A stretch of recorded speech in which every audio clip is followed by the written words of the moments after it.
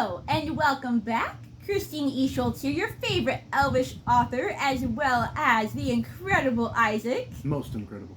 And today, we're doing another chapter reaction, which is when we read the first chapters of books to help you guys discover something new that you might want to read, and usually to help us discover it as well.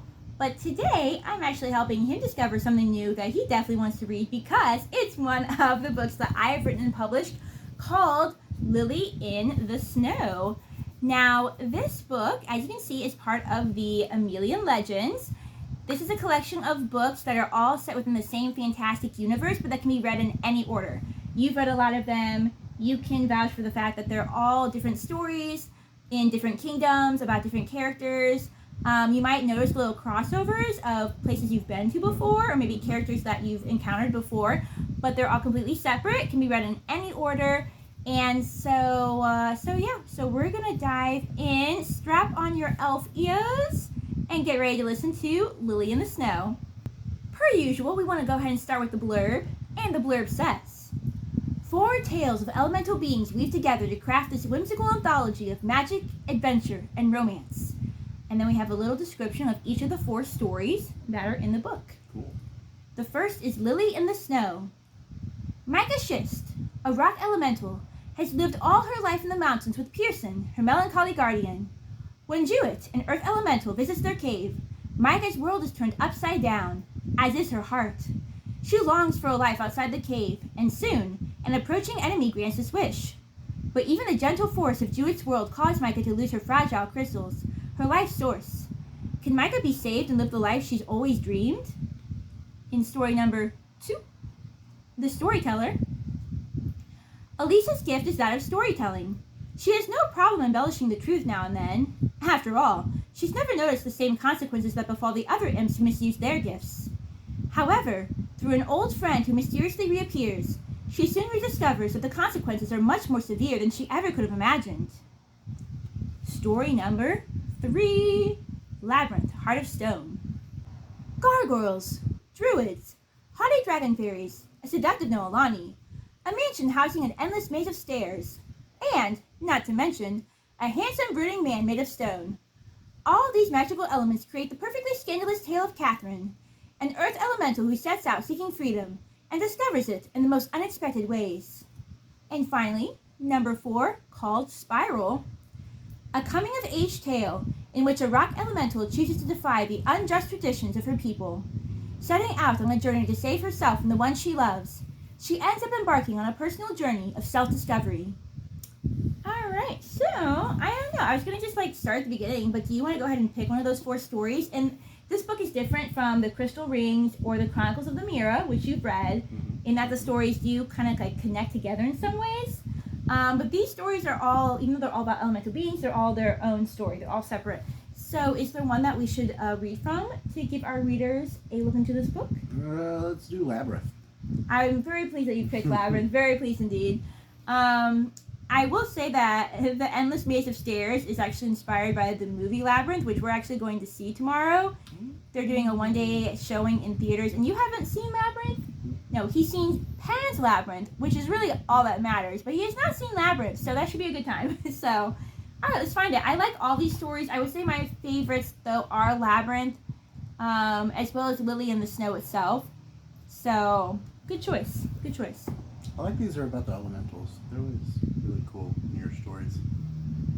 Oh, you're thinking of, so there's this one book, Memory Charmer, that he really likes, where there are elemental beings as well. It's not quite that way, but hopefully you enjoy it all the same. So I have to figure out where this story is in the book. What's really on here? Still on story 2. There we go. Labyrinth, Heart of Stone. Chapter 1 is called Tessellation. I like that word. Do you know that word? I just heard it. Do you know that word before now? Yes. Okay. What is it? Let's read. Okay. Scandalous. That was the word for it. Or rather, it was the word for a her. A she. The kind of she that Catherine Lucy Wickett was, and always had been, and likely, if she had any say in the matter, always would be. The kind of she who was moving into her old uncle's grand estate alone, with absolutely no servants, No handmaids, not even a single escort to protect her from spider webs, lots of overgrown gardens. Catherine smirked as the carriage rolled through the thick green woods that allowed only a few shafts of sunlight to filter through. Surely something scandalous must lurk in the hidden shroud of such an impenetrable wood. Weeds? Perhaps mice? She continued to wonder. Weeds were so very scandalous, of course. At least, her parents would have probably said so. She expected this kind of behavior from her father, yes. He had been born into a rich family, very strict in the ways of being proper. But her mother had been born to a much lower class, to farmers no less. Catherine supposed that perhaps, over the years, her father's attitude had seeped into her mother as deeply as the kisses she often found them locked in when they didn't know she was watching. Kissing in the servants' kitchen, how was that for scandalous? True, it was unusual for a girl of Catherine's status to leave home unattended, or even to wander around home unattended, but she had never really behaved like a girl befitting her station. She had always felt too stifled that way, and now she could only imagine the freedom that living alone in her uncle's old estate would bring her, especially the gardens, which she had heard such wonderful stories about. In fact, as an earth elemental, the gardens allured her more than did the mysterious house, and they also made her think of her grandparents. Her grandparents had died a few years ago, and that first summer without them had been nothing short of pure torture. She'd had to mope around her own estate with only her parents and their boring parties stuffed with pointless talk and rich people and all their jewels and frills towering over her and pinching her cheeks. How had her parents really expected her to smile and be polite? Would they like it if she pinched their cheeks for a change? Those days had seemed like the longest eternity of her entire life. How she still missed staying on her grandparents' farm each summer, exploring the gardens, digging her feet deep into the dirt, climbing the trees, the barn, anything she could climb, wading in the streams, discovering new insects, birds, and what have you. And she had always taken one of her new friends home with her, partially because she loved wildlife, and partially for the thrill of scaring her mother with her harmless new friends. Her favorite had been King Fuzzy Wuzzy, the caterpillar, whose reign in her sock drawer had lasted considerably long, until her mother had blamed him for eating all those holes in her socks. Poor Fuzzy Wuzzy, it wasn't his regal majesty's fault. It was her own fault for sneaking about in those dreadful satin slippers through the woods and fields surrounding their home. Once this behavior was discovered, she had won herself a good lecture about caterpillars and grandparents corrupting her every summer, and why did they even bother sending her to visit? Catherine supposed, if she really tried to view things through her parents' eyes, that she could understand how her parents thought her grandparents had corrupted her. But in truth, if corrupted she truly was, she had been corrupted from birth and didn't understand how her parents could not be corrupted as well. After all, they were earth elementals too. How could they not revel in sinking their feet into the soil? Never mind that it left muddy smudges all over their expensive Labyrinth carpets. And how could they resist the urge to climb things? If they'd simply let her climb the trees without having to sneak away to do it, she probably could have left it at that. But the urge to climb had nearly exploded from her at times, so that they would find her on top of the roof. Or, if one heard her scream in the house, it was bound to be because she leered at a servant or guest from the ceiling. Scandalous. Yes, she supposed that her behavior was, in her parents' eyes, very scandalous indeed when she was a child. As she grew older, she had learned how to be a lady and how to hide her connection with nature unless completely out of their sight. Perhaps she had hidden this part of herself so well for the past few years, and that's why they seemed so shocked and disappointed when her scandalous tendencies popped up again, and she insisted that, being legally old enough, she would indeed move into her uncle's estate, on her own and with no trouble from anyone. Well, there was one thing that added even more to her scandalousness, and thus her rush of excitement. Her uncle's old manor was rumored to be haunted, as were the woods surrounding it. Her uncle had not lived there in a good many years. Some said he had run off, frightened by haunting spirits. Some said he was murdered and buried somewhere on the very grounds. And some said that he still lived there as a hideous spirit himself, haunting all passers-by. As a result, no one had passed by in a very long time, so that Catherine did not even know what to expect. The carriage rolled up over a hill, and the woods fanned out into a wide arc. Her heart raced with the danger of the unknown as the mysterious estate she had inherited loomed into view. Soon enough, she would see for herself if the legendary estate of Tessellation was haunted. He just called me a thing. I just want to point that out. I love this thing, though. That's what you missed while I was pausing the video. We're on chapter 2 now, which is called Humanness. I know what that word means. You said you wonder or you know? I know what that word means. You know what humanness means? Yes. I don't think you know what any of these words mean. Read. The carriage rattled past the gardens, all aglow in fairy-esque whiteness as the moon shone full above. Catherine poked her head out the window, inhaling deeply and staring in wonder at the jungle of sweet-smelling flowers. Then she drew her head back inside, just before it brushed an immensely towering hedge wall. The Labyrinth! She smiled. It too was legendary, said to hold even more frightening creatures than the woods themselves. She didn't know how, but even the word labyrinth sounded scandalous, and she couldn't wait to investigate it. As the house loomed closer, she looked up. The foreboding eastern wing towered high, the place where many said her uncle had spent his last days. The windows looked like they were open, but she could see nothing beyond their dark shadows and was suddenly anxious to be inside, exploring. The carriage rolled up and stopped at last before the wide stairs that climbed up to the huge double doors flanked by large windows.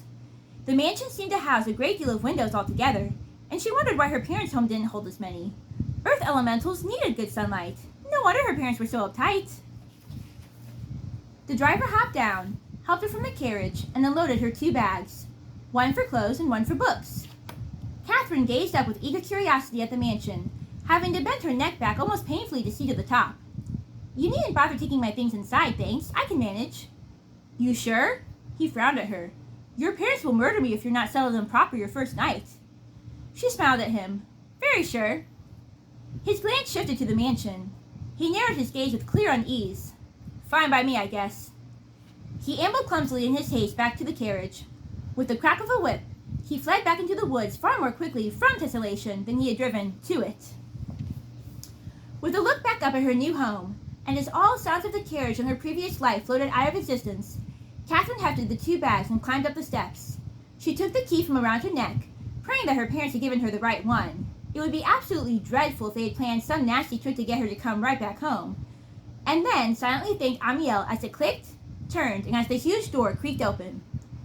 Moonlight spilled inside, illuminating the grand furniture and tapestries and knickknacks, and casting a mysterious aura about the giant staircase spiraling up and up into uncharted territory. She felt as though she'd stepped into the ruins of a castle.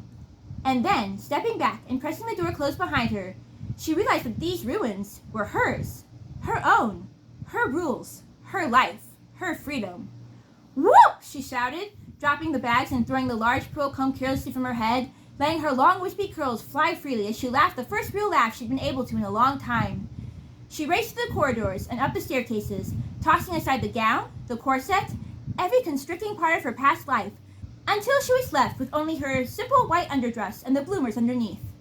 For the first time in too long, she felt them like old friends. Her waist, her stomach, her breasts, her hair, moving as freely as she did. She danced across every inch of the place, becoming one with it already as it granted her freedom. This place was freedom incarnate.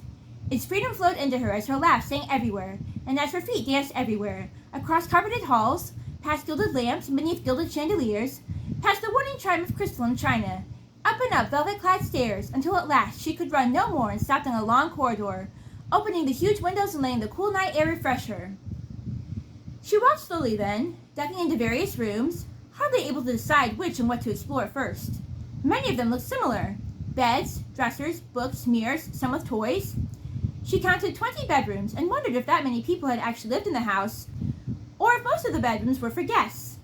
It saddened her a bit, not knowing anything at all about her uncle save the few snatches of gossip she had heard from her parents or their servants. Despite his being ludicrously rich, he'd apparently been snubbed as a bad egg. As the glint of something caught Catherine's eye, she paused in her wanderings. She turned and saw before her a small corridor, and at the end of it a door. She walked over. The glint had come from the moonlight dancing upon the golden letters secured to the tall door. It was a huge C. C for Cornelius, the infamous Eastern Wing. So, this was her uncle's private wing, the mysterious corridor of unseen rooms where he had spent his last days lurking about. If any part of Tessellation was haunted, this would be it. At least, that's what those who told such legends had always claimed. She reached out to take the elegant gold handle of the otherwise simple wooden door. She wondered why he had made the entrance to his inner sanctum so very simple, when the rest of the place looked so grandeur. Perhaps he just preferred simplicity. Or perhaps he had wanted it to appear simple so that anyone would simply just pass by without inspection or intrusion. She prayed inwardly that it might not be locked, for if her uncle's intentions were to ward off intruders, the door had just the opposite effect on her. It lured her in like a bee to a pollinating flower, because it was different. Its simplicity set it apart, gave it a different feel and allure than that flowing throughout the rest of the house. She turned the handle. She had to push hard, but at last it clicked, and she slipped inside, gazing about and holding her breath. The corridor was long, tall, arch-shaped, and flanked on either side by 4 doors as plain as that she had just entered, save that they were each a different color, and each of the colors was faded, most likely from sunlight streaming in from the windows directly across from each of the doors. Bright moonlight shone upon the doors now, creating pastels, faint glimmers of the splendor that the simple hall had once held. She peered first into the room on her right and gasped. Though she had never known the people who had lived here, she suddenly felt as though she had. The room held both a baby's bed and a child's bed, with ruffles and frills and huge windows curtained by silk and spiders' webs, as if the spiders had added their silk to honor the souls of the tiny inhabitants they had once secretly loved. Many toys lay on the shelves, some on the floor, others scattered across the furniture. A rocking horse creaked a gentle lullaby in the cool night air blowing through the open window. The next room was also a child's room, and after that, a huge suite fit for a king and queen. Each room was the same, orderly, well kept, yet well loved too, with signs of being lived in, as if the whole family had just suddenly vanished one day into thin air.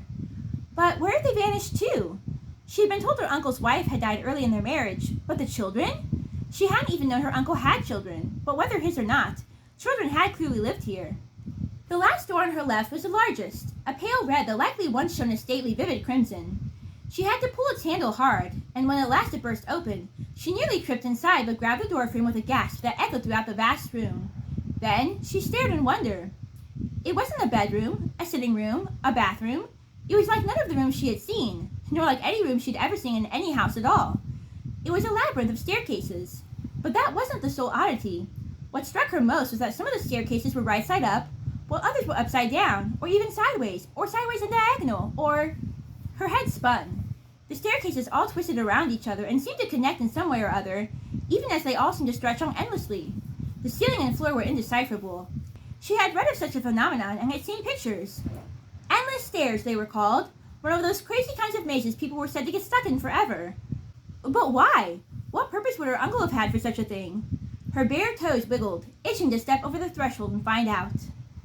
But then she yanked her body back, slammed the door shut, and was glad of it. Already, after standing there for only a few seconds, her body felt heavy, as if she just repelled a huge magnet. She took a few breaths, reminding herself that she was all right. She leaned back against the wall at the end of the corridor, gazing down the way she had come, at the windows and pastel doors that looked so harmless, so normal. But what secrets did they hold? A rough texture met her hands as she swept them across the wall behind her. She turned. It was such a plain wall that she hadn't really taken notice of it at first. Up close, though, it was sort of interesting, made completely of tree bark, and it was huge. Its hugeness was intensified by the fact that there was no door, no pictures, no window with which to share its hugeness. She frowned. She had sworn as they approached tessellation that a large window had loomed on both the side and front of the ominous eastern wing. She ran her fingers along the rough surface of the wall. Perhaps her eyes had deceived her in the dim twilight sky. She gasped as her hand slipped through open air, and her whole body fell forward. As she sprawled on her stomach, the wind knocked from her, she listened to the creaking of the door she had just fallen through as it swung slowly on ancient hinges. It must have blended perfectly with the wall. Then, looking up, she gasped and rose slowly to her feet. A secret door, yes, because it guarded the secret shrine that she now stared at, open-mouthed. White moonlight from 3 very large windows on the 3 walls glistened as if washing everything in fairy's dust, illuminating a path to this new hallowed world. It was like a bedroom, but cloaked in an earth elemental's touch. Vines crawled up the walls and across the ceiling, a few tiny flowers still clinging to them. In the left corner, a brook bubbled out from the very wall, trickling into a stone pool that did not overflow. The bed sat in the center, its round basin and 4 posts carved with all the intricate elegance of a throne. It was not laden with sheets and pillows. Rather, it was like a huge circular tub teeming with rose petals. Their sweet scent was now faint, their edges slightly curled, but their soft pinkness still shimmered hopefully in the moonlight. Catherine walked forward slowly, glancing at the vine-covered walls. Only one picture hung in the room, a portrait of a man, a woman, 2 children, and an infant. They all smiled, even the babe, reflecting the picture of a perfect family. Was this her uncle's family? She stretched up to delicately touch the frame as if she could somehow bring it back to life, somehow make it speak hidden truths to her. Then, her gaze swept the room once more. How alive the room wanted to be! A young of sorrowful spirit still clung to it. She wondered if this was where her uncle had gone to mourn or sleep or just to be comforted. It was more like a garden than a room, as close to nature as one could get without stepping outside. It soothed her heart, even as it pained her, reminding her of her grandparents, of their farm. Her gaze followed the dancing moonlight to one of the windows where she looked out at the far woods, then the gardens, and finally, drawing her attention closest to the mansion, at the labyrinth. She smiled at the vast, expansive labyrinth stretching on for miles below her perch in the eastern tower. So this was why the estate was named Tessellation. The labyrinth's curls and turns and twists all elegantly combined in an orderly repeating pattern, unlike most labyrinths she had encountered, which were made mostly of random turns and dead ends. The moon shone on the deep green leaves and vines and soft white flowers covering the labyrinth, cloaking everything with a milky, magical glow that made the place seem all the more mysterious and majestic and thus daunting. But not daunting enough. An allure hung about the labyrinth, just as it hung about her uncle's private sanctum, the endless stair room, and indeed the whole house. She suddenly felt an urge to rush outside and explore the labyrinth, to figure out its mystery for herself.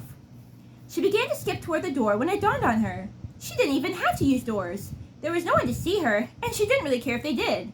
The house was made of wood. Her fingers tingled to fuse and climb, and that's exactly what she did.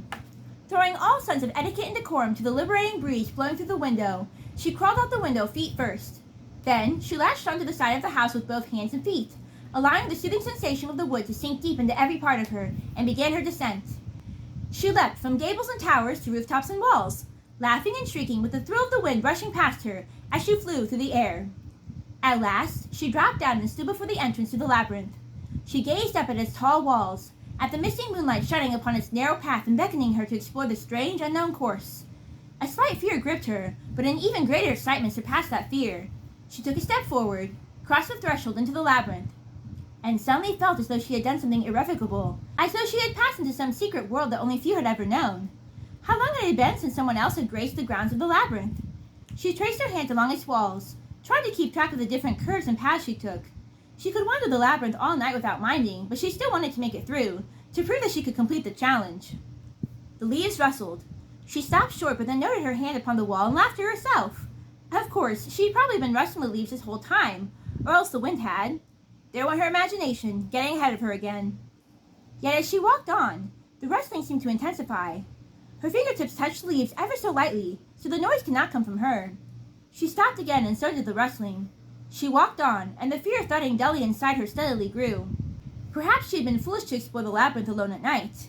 Even if it wasn't haunted, it was surrounded by the woods. Who knew what kind of wild beast lurked within? She continued slowly, but the rustling moved faster and louder until she began to move faster as well. She glanced over her shoulder, expecting to see a horde of she didn't know what to chase her, when she ran straight into something that snarled. She looked up and screamed. A gangly creature rose up before her, like a man, but scrawny, and on all fours, and covered with the stench of leaves and dripping seaweed. His deep green eyes shone like flames, as wild as the sharp points of his teeth and claws. He swiped at her, and she screamed and leapt into the wall. The tips of his claws just barely grazed her leg, not harming her, but sending a cold chill through her, and making her crawl more quickly than she had known she was capable of, leaping from wall to wall as the snarls pursued. Looking back, she saw 3 of them leap atop the walls and charge toward her. She climbed to the top of one of the walls, looking up just fast enough to see which direction the open window lay. It was far away, but she could manage.